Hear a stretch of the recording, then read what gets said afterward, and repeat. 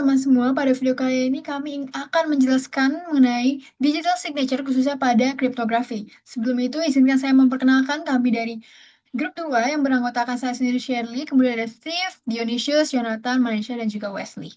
Oke, langsung saja kita ke konsep dasar dari digital signature. Jadi digital signature adalah salah satu teknologi fundamental yang menerapkan teknik kriptografi yang tujuannya untuk memastikan keamanan, keaslian, dan juga kepercayaan dalam komunikasi digital.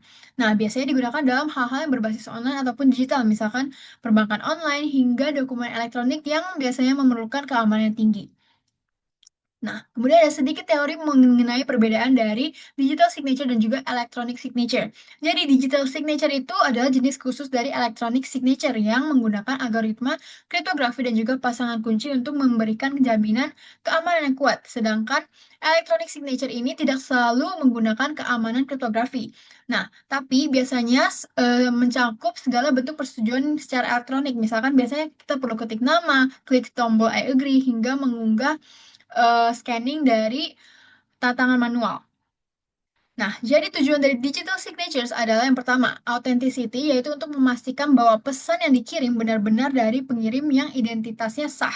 Kemudian ada integrity untuk memastikan pesan tidak mengalami perubahan saat dikirim. Lalu ada non-repudiation, yaitu untuk mencegah pengirim menyangkal bahwa telah menandatangani dokumen. Dan yang terakhir ada notarization, apabila dilengkapi dengan timestamp, maka dapat dijadikan sebagai notarisasi yang diakui secara hukum. Selanjutnya ada komponen utama dari digital signature. Yang pertama ada key generation algorithm. Jadi pada algoritma ini menggunakan kriptografi asimetris yang melibatkan sepasang kunci untuk memastikan autentikasi yang aman. Nah, key tersebut ada private dan juga public key. Kalau private key itu adalah key yang hanya dimiliki oleh si pemilik dan digunakan untuk membuat digital signature. Sedangkan public key adalah key yang dibagikan ke pihak lain dan digunakan untuk memverifikasi digital signature. Selanjutnya ada signing algorithm. Jadi algoritma ini adalah untuk membuat digital signature dengan menggunakan fungsi hash pada pesan asli untuk menghasilkan nilai dengan panjang yang tetap atau bisa disebut sebagai message digest. Nah, message digest ini kemudian akan dienkripsi dengan menggunakan private key pengirim. Dan nilai hash yang telah dienkripsi akan membentuk digital signature. Dan yang terakhir ada signature verification algorithm. Nah, ini lebih ke sisi penerima. Jadi nantinya digital signatures akan didekripsi menggunakan public key pengirim sehingga message digest yang asli dapat dihasilkan. Lalu penerima menghitung hash dari pesan yang diterima secara independen dengan fungsi hash yang sama. Setelah itu, kedua nilai hash akan dibandingkan. Apabila hasilnya sama, maka signature-nya valid, dan apabila berbeda, maka artinya integritas dari pesan telah terganggu.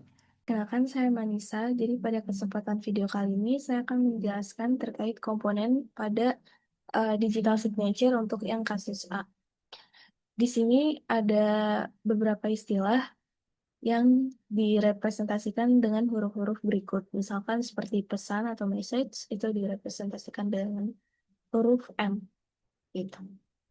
Kemudian ini ada untuk alur enkripsi dari case yang A, di mana nanti pengirim itu akan membuat pesan atau message, kemudian pesan itu di hash, dan nanti hasil hash itu dienkripsi dengan private key, sehingga digital signature akan dihasilkan. Kemudian pesan M itu dan juga digital signature akan dikirim ke penerima.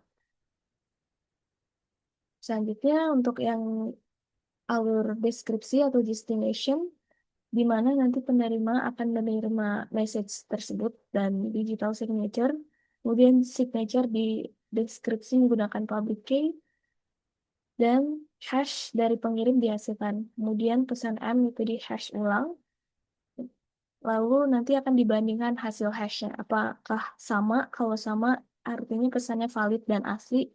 Dan jika hashnya berbeda, artinya pesannya palsu atau telah diubah, walaupun hanya satu karakter saja. Nah, selanjutnya saya akan menjelaskan untuk diagram pada kasus B. Jadi komponen tambahannya itu ada E, D, dan kemudian ada juga proses enkripsinya. Jadi ini adalah proses enkripsi tambahan yang dilakukan saat pengiriman pesan. Jadi ada K di sini yang merupakan secret key, dan kemudian itu yang akan menjadi enkripsi untuk mengenkripsi pesan yang telah digabungkan dengan digital signature-nya. Jadi dikirimkannya dalam bentuk ciphertext. Nah, Next, untuk alur enkripsinya itu pertama-tama itu sama saja, pengirim membuat pesan M, kemudian pesan tersebut di-hash. Nah, setelah di-hash, akan di-hashnya itu dienkripsi menggunakan private key yang menghasilkan digital signature. Nah, kemudian pesan dan digital signature itu digabungkan. Nah, setelah digabungkan ini, pesan tersebut yang telah digabungkan itu akan dienkripsi lagi menggunakan secret key yang akan menghasilkan ciphertext. Nah, ciphertext itu yang nantinya akan dikirim ke penerima. Setelah itu untuk alur selanjutnya yaitu pada destination B itu penerima akan menerima M atau pesan dan digital signature dalam bentuk ciphertext, maka harus didekripsi terlebih dahulu menggunakan secret key di mana mengubah ciphertext itu kembali ke bentuk pesan dan juga digital signature. Nah, pesan tersebut atau M akan di-hash ulang juga, kemudian digital signature-nya akan didekripsi menggunakan public key yang menghasilkan hash. Nah, kemudian hash itu akan dibandingkan. Kalau memang hasil hashnya itu sama, berarti pesan itu valid. Tetapi jika hasil hashnya berbeda, berarti pesan tersebut palsu atau telah diubah. Nah, di sini sebagai contoh sederhana ada pesan bayar hutang 2 juta. Jika diubah menjadi bayar hutang 20 juta, ini meskipun hanya berbeda satu karakter, tapi nilai hash yang dihasilkan itu akan beda. Ya. Nah, kemudian akibatnya verifikasi digital signature itu nanti gagal dan perubahan pesan dapat terdeteksi. Baiklah, pada slide ini kita akan bahas perbandingan antara digital signature diagram A dan juga diagram B. Nah, seperti yang dijelasin oleh teman-teman saya, diagram A ini biasa digunakan untuk pesan yang sifatnya itu tidak bersifat rahasia. Karena fokus utama dari diagram ini itu untuk memastikan bahwa pesannya itu benar-benar berasal dari pengirim yang sah, dan juga isi pesannya itu tidak mengalami perubahan selama pengiriman. Nah, oleh karena itu diagram A biasa digunakan karena menekankan pada autentikasi, integritas pesan, dan juga non-repudiation. Namun, pesan itu tetap dikirim dalam bentuk terbuka tanpa enkripsi tambahan. Nah, bedanya dengan diagram B itu bisa digunakan untuk pesan yang sifatnya itu sensitif. Karena pada diagram ini, pesannya itu tidak hanya ditandatangani secara digital, tapi buat menjamin keaslian dan integritas, dia juga dienkripsi menggunakan enkripsi simetris.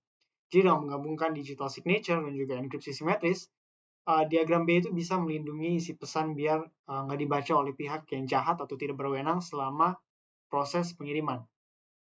Jadi perbedaan utama antara diagram A dan diagram B itu terletak pada perlindungan kerahasiaan pesannya, dan juga diagram B itu lebih memberikan tingkat keamanan yang lebih tinggi dibandingkan diagram A.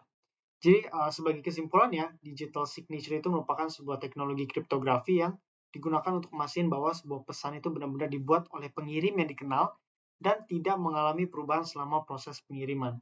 Selain itu, digital signature memiliki sifat yang sensitif terhadap perubahan pesan, karena kalau misalnya karakternya berbeda, nilai hashnya juga berbeda, sehingga itu membuat proses verifikasi digital signature itu gagal.